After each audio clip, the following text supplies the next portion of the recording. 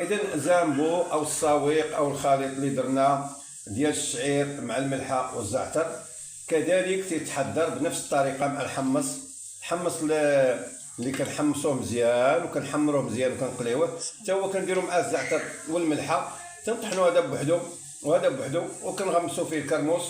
وهذيك هي الوصفات كنحضروها مع التين. ها هي الوصفه ديالنا اللي كنحضروها ايضا بالصحه والراحه، وتما غادي تعرفوا ان شاء الله الحقيقه ديال الشيء اللي كنقولوا. الى اللقاء.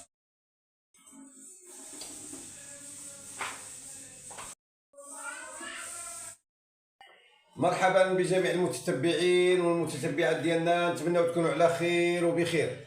من المحتويات اللي هي هادفه واللي صحيه ونبغيوها تكون في كل بيت، ولانها مهمه بزاف وعندها مردود صحي مهم بزاف.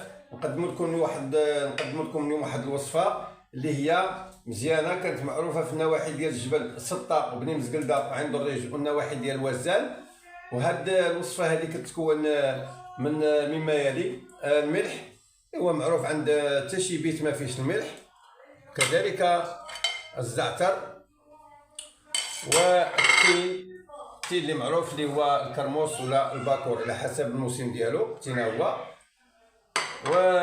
والشعير. المكون ديالو الشعير ما يمكنش يكون في كل دار عندنا، الناس ما بقاوش يتعاطاو. اذا كنجيبوا البلبوله من الحانوت اللي معروفه وكنقيوها البلبوله وتنحرقوها. بعد ما كتحرق كنديروا معاها شويه الزعتر شويه ديال الملح وكنطحنوها. بكري كانت يطحنوها في الطاحونه ديال الدار، يعني في الرحه ديال الدار. دابا تبدلات الامور ولينا كنطحنوها في الطحانه الكهربائيه. بسم الله، غادي ناخذوا بحال هكا وغادي نديروا في الطاحونه ديالنا بحال واحد كميه على حسب ما تهز لينا هاد الطاحونه هذه. ومن بعد ما نطحنوها غادي نوريكم كيفاش غادي نتناولوها مع هاد التين هذا. بسم الله.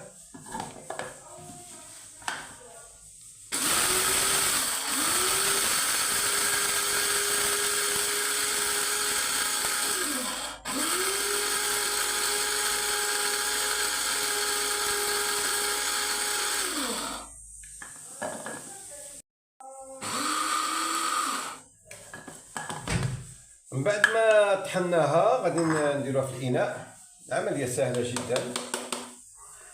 بعد ما درناها في الاناء غادي نوريكم كيفيه الاستعمال. اذا هذا الشعير هذا اللي حمصناه، يعني حرقناه في الفران حمصناه، عاد درنا له الزعتر، يعني من بعد التحميص كنديروا الزعتر ونديروا الملح وكنطحنوه. حنا دابا طحناها ولا دابا مطحون. هاد الاكله صحيه مهمه بزاف للجهاز الهضمي ومهمه للمعده.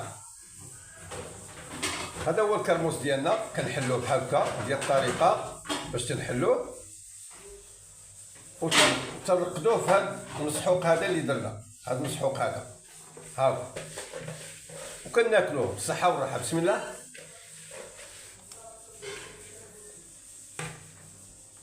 في الحقيقه بنين بزاف، بنين بزاف ومهم وزوين. يمكن تناولوه في الفطور قبل الماكله بعد الماكله. الناس اللي عندهم مشكل في الجهاز الهضمي خاصه المعده ونقولوا الاعصاب راه مهمه بزاف، غير مكلفه، راه ما فيها لا تماره ما فيها لا حتى شي حاجه. زعتر ملحه بلبوله منقيه محرقه كنطحنوها تنغمسوا فيها الكرموس. بالصحه والراحه. ما تنساوناش من الكومنتيرات الزوينه، وما تنساوناش من اللايكات الزوينه والملاحظات ديالكم الزوينه اللي ما كتبخلوش بها علينا. بارك الله فيكم، نتمنى لكم الصحه والهناء والصحه والعافيه. هذاك الوصفه اللي درنا قبيله ديال الشعير اللي كتسمى زامبو، كاينه وصفه اخرى متوازيه ديال الحمص وكتشبه هذاك زامبو اللي درنا بالشعير، وكان كيسميوه العرب بكري كيسميوه الساويق، ولكن تيخلطوه بالماء ويشربوه، كان تيخلطوه بالعسل ويشربوه. حنا كنغمسوا فيه الكرموس. هذه معروفه من جد لجد في القبائل ديال وزان وبني مزقلده والنواحي ديال الشاول. وحنا ان شاء الله غادي نوريوكم الوصفه الثانيه اللي هي كتشبه الوصفه الاولى، ولكن هذه الوصفه هذه بالحمص ان شاء الله. مرحبا بكم مره اخرى في الوصفه الثانيه من الوصفات ديالنا الصحيه.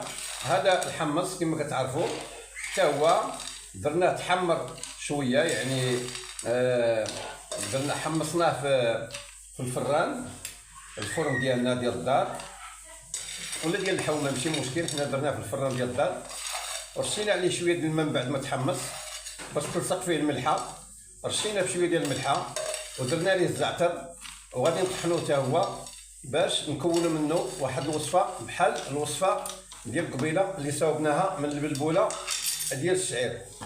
بسم الله غادي نبداو نطحنوا دابا.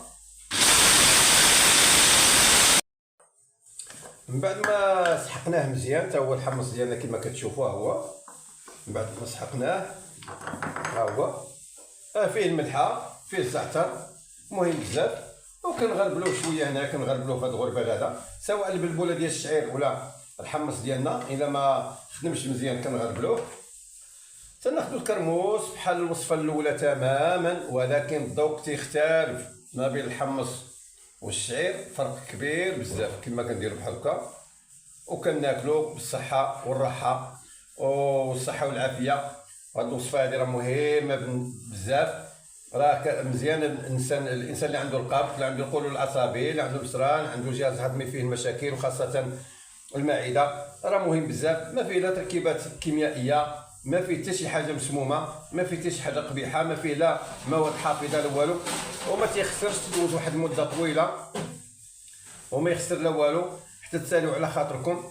اللي بغى يخلطوا بالعسل يخلطوا بالعسل، اللي بغى يدير له هكا وياكلوا، هذه هي الافضل وهي الطريقه المفضله من جد لجد. ونتمناو باش ان شاء الله تحضروا هذه الوصفه هذه وتجربوها ان شاء الله. ما تنساوناش من التعليقات ديالكم والاشتراكات والملاحظات الجميله ديالكم واللايكات. بارك الله فيكم جميعا.